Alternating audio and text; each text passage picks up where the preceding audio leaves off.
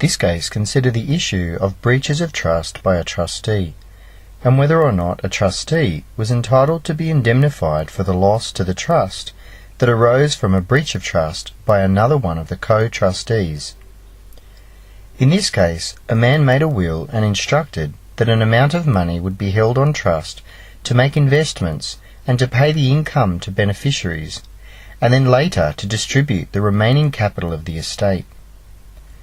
The money was invested into a business, with the business paying the estate an amount of interest on the investment, but sometime later the business sought to repay the money. One of the trustees accepted this payment and allowed the money to be invested as a mortgage.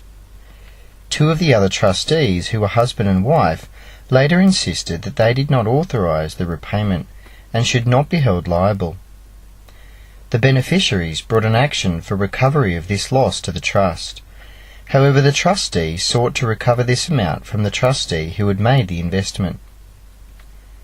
The central issue for the court was whether or not the trustees who made the investment in the mortgage were liable for the value of the investment, and secondly, whether or not the trustee was entitled to be indemnified by these trustees for the loss to the trust. The court ultimately held